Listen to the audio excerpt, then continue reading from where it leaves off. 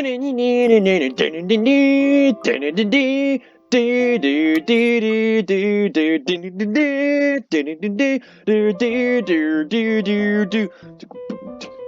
me? Yes, sir.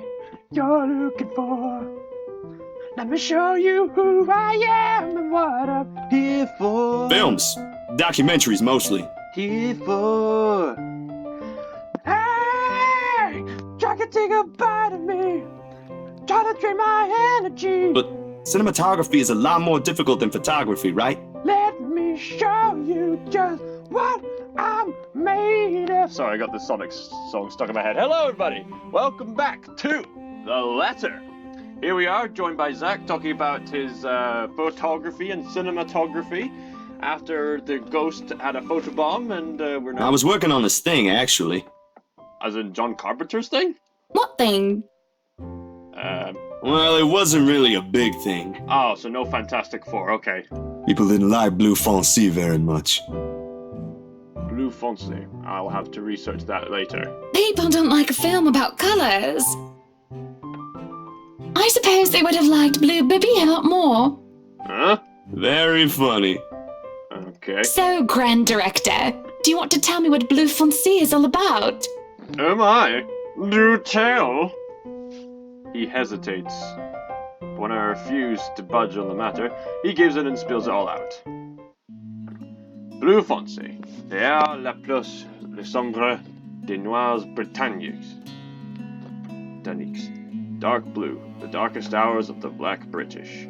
Oh my. He speaks with passion of one who has gone through the very matter he is concerned with. Oh my. There is conviction, knowledge, and experience in his speech.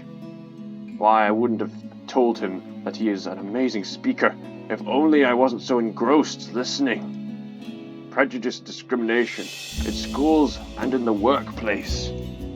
Lesser chances for opportunity and higher chances of being treated like a criminal.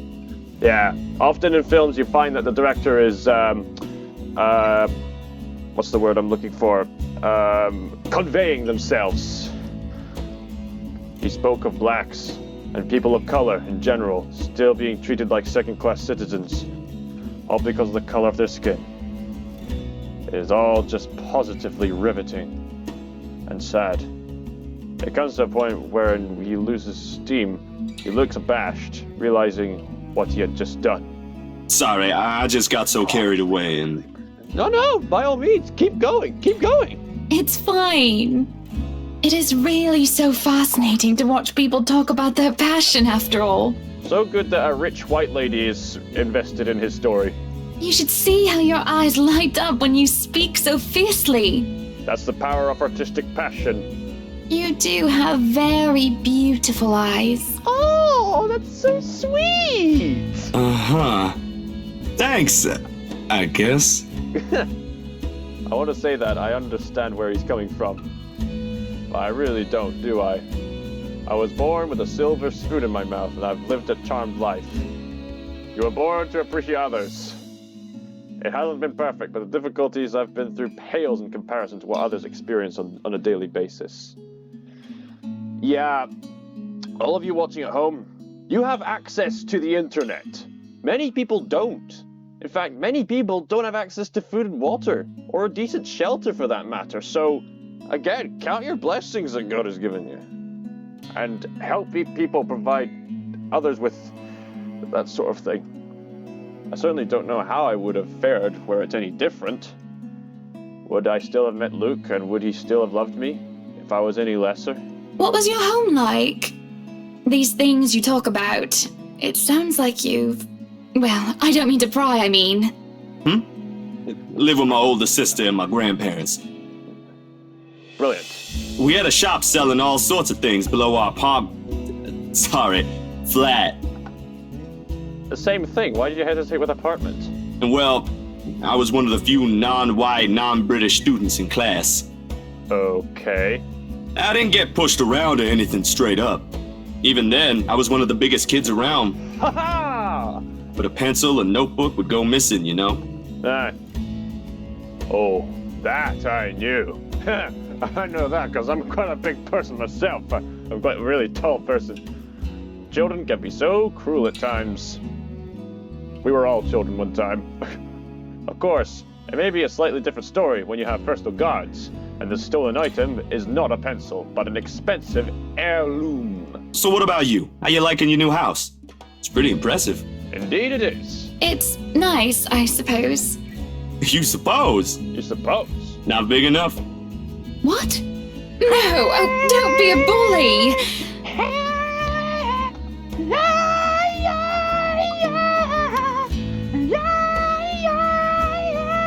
Sorry. It's just that. I understand if you don't want to talk about it. If I was a little girl, all dolled up and treated like fragile porcelain, I have no idea what the hell I pronounce that word. With nursemaids waiting to me hand and foot. All the material possessions anyone could ever want, I could ask for on a whim, and it would be handed to me just like that. They nurse you, drive you, brush your teeth. But I barely saw my parents, just goodbye kisses in the morning before they went off to who knows what they were needed to next. I saw them more often on the telly and the papers than I ever did. Oh, jeez. I remember my old house. It was a lot like this one. Oh, Pit. Big walls and big halls, but nobody in it. Not really. Oh. It makes you think how alone you are. You can have all the possessions in the world, and you can still be the loneliest man. Freddie Mercury said that. Think about that.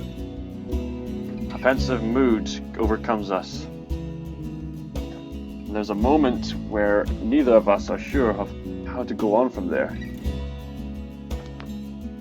Things have gotten a bit too personal, yet it isn't wholly uncomfortable, like as if we've been friends before. Well, that's normal, ain't it?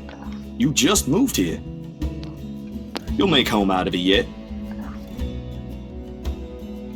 He certainly makes it easy to believe that. My childhood house is indeed a lot like this one.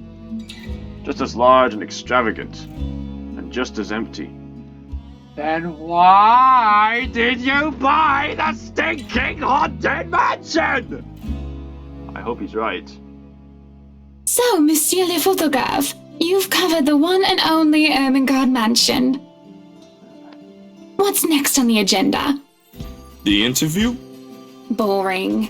It's an interior design and housing magazine.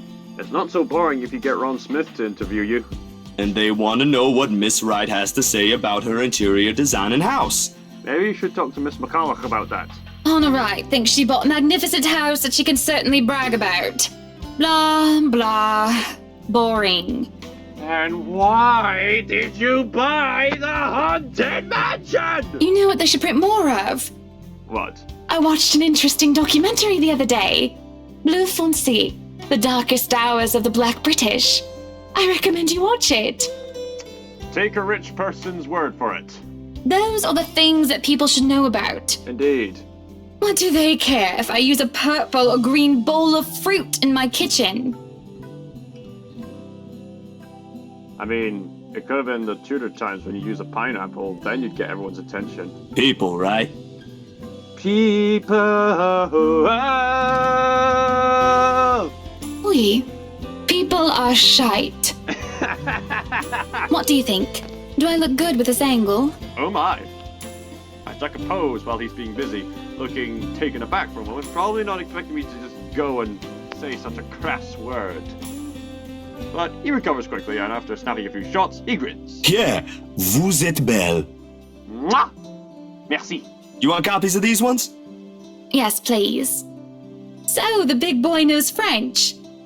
You must have wooed a few ladies. Unless you're into gents. Whoa! Either way, French is, after all, the language of romance. Paris holds the key to your heart. Same flock of birds. Though I don't know about quoting fancy poetry. Maybe you should read more Victor Hugo or something. But I've made lunch for a girl before, and they did like that fancy French cuisine. Good on you, Zach. Can you cook your best? Ah, I can cook just about anything as long as I know the recipe. follow the recipe. That's a Ratatouille quote. C'est magnifique. C'est magnifique indeed. It's been too long since I've had a nice and proper chat with a good French. Good French? I just said chat with a good French. Good morning. Have you had the news? Okay, if you have not seen Hello Hello, you need to live. Anyway. Oh no, she has pissed out. This is where I must love you. Good luck to you all. I'm quoting Inspector Crabtree, who is and is terrible French. No, Lee is certainly not a good friend. What do you mean he's not a good friend? And although we've just met, Zachary's the sort who can probably befriend anybody. Yeah. Zach has this effect where he could just encounter anybody. He could encounter President Trump and make good friends with him. I think he's that sort of person.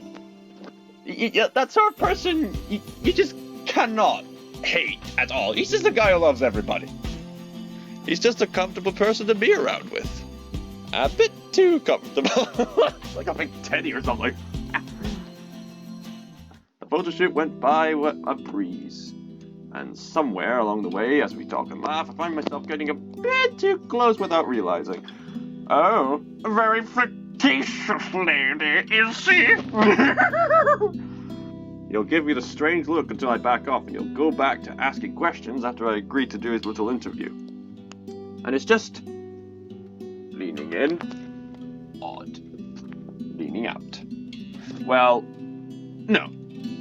Me being friendly isn't that odd. That is how I am. I guess you don't go out much often.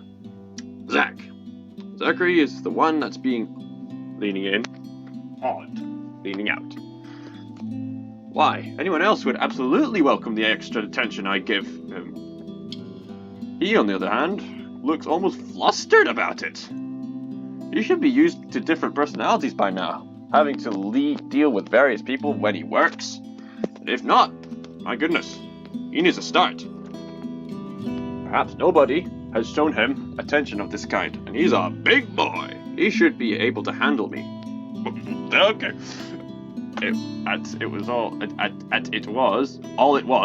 All it is a friendly touch here, very small there, and a gentle swaying of the hips as I move around. So basically, it's the combination of a really lovable guy and an overly flirtatious rich lady. Yeah, I think that was inevitable to happen. Zachary grew more red every time we noticed. And every time you touch, he grew more redder, and every time you touch, he took more photos. Can't you see the ghost in there? Let's get out of here. Let's run away. Am I being mean as I find enjoyment in seeing him unravel? Perhaps. Dun dun dun dun dun dun. Zachary and I are just having a playful, friendly chat while enjoying the outside view. At least that's how I see it. I'm sorry, but I'm really getting distracted. That's what happens when you got friends. Could you maybe stop doing that? Stop. Okay, I'm just gonna save here. Okay, we'll stop. I'll stop if it makes you uncomfortable, sweetie. Oh my god. Sweet. Oh my god. What is this lady? What is she? Sorry. No, I should be the one apologizing. Indeed. Why, you're a shy one, aren't you, big guy? Ah, stop it. It's not that, but... He gestures to the ring on my finger and lets the fact of the matter hang heavily between us. My only sunshine. Yes, you're married, remember? Being told implicitly that I am to forward is not a common occurrence. I think I'm more stunned at the fact that he pointed it out rather than, well, being rejected. Not that anything is going to happen between us in the first place. See? Just don't get, too friendly. It was just going to be some harmless flirting, right? Yeah, I know this. I have this friend who was a bit flirtatious. Not so much in a romantic way, but just in a friendly way. So I can understand the situation. So you've never had a girlfriend? Oh, No. but you know what? There's gladness in being single as well. There's no pressure. No boyfriend either. Whoa! You know, just in case you were gonna ask for that one next. Whoa! And you haven't even had your first kiss? Unless you count relatives. Not a one, ma'am. Do you want to have your first kiss today? Whoa! I can't help it. I really, really can't. And I am going to apologize lots later. Surely, by the candy smile on my face, it's obvious that I'm just pulling his leg. The laugh I fail to contain certainly gives it away, if it still isn't obvious. But still, he lights up in embarrassment, stammering his fluttering objections. You're married, and this will be extremely unprofessional. Indeed, Zach! I never said I would kiss you, silly. You just did. Oh, Johans! Oh my God, no! No! What? No! No! Don't call your butler! No! She's Hannah! No! That would be for the better. I don't think his husband would appreciate it if I made him kiss another man. No! I do not think he can hear us from here either. Stop! But it is hard to think you're not taken, Zachary. Stop! Why, whoever becomes your girlfriend will be so lucky to have you. You can cook and take wonderful photographs. That's true. Wonderful meals and wonderful memories. That's true. I can play guitar too. Hey, nice. You can. Let's hear it. Maybe you could teach Ed Sheeran over there. Oh my. Wonderful serenades as well then. Just so you know, I still think the butler looks like a German Ed Sheeran. Perhaps I can find a young lady who deserves a fine, strapping young gentleman like yourself. Oh, she could lend us a friend then, eh? Am I right? Am I right, boss? Let's not get carried away. Too late. Besides, I gotta be going. It's getting late and I got someplace else to be. Indeed. A shame. I will be expecting you again soon, I hope. For a copy of my photographs, yes? Right. Course, I'll even deliver them personally. Very good. Just, you know, don't try to make me kiss your butler when I drop by. Okay, we're done. Ah! A thing would happen the very moment the words leave his mouth. Johannes comes out of the house. Judging by the slight raise of the brows, he has heard only the tail end of the sentence. There shall be no kissing of any butlers under this roof. Danke. But you are not under a roof, are you, Hansi? Stop! To my amusement, he takes a step back, safely placing it within the threshold of the void under the roof of the house. And just as ever, he is quick to return with a sardonic reply. That's about I am now. As I was saying, madam, it's about time for supper. Will I be needing to set an extra place at the table? No. Oh, what? No, I was just leaving, actually. Get out of there, Zach! Get out of there! So, you have a good night, Hannah. Oh yes, you'll have a very good night with her husband, hopefully. And you too, Hansi. Hansi? Hansi?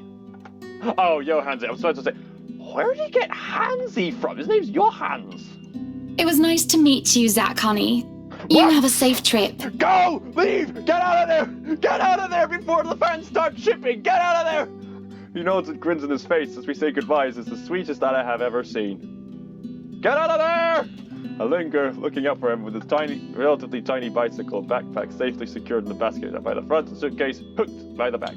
As I watch him, as he went down the back to Anselm Village, he is nothing more than a blip in the horizon, like a turd in the wind.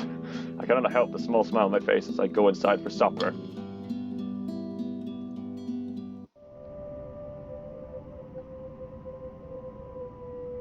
And I think the ghost is going to pop out here, so I think that's a perfect place to end the episode.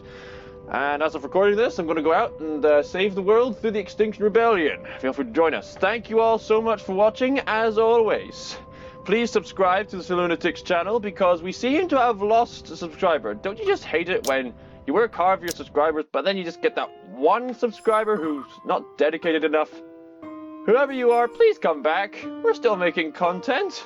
We still exist. We'll get the Lunatics back up and running, hopefully next week or so. And I will say, we'll bring more Stardusters and we'll raise awareness of some interesting topics. And in the meantime, I'll continue to play this game. Oh, and watch out for turkeys. Bye! ScotsMaiar signing out.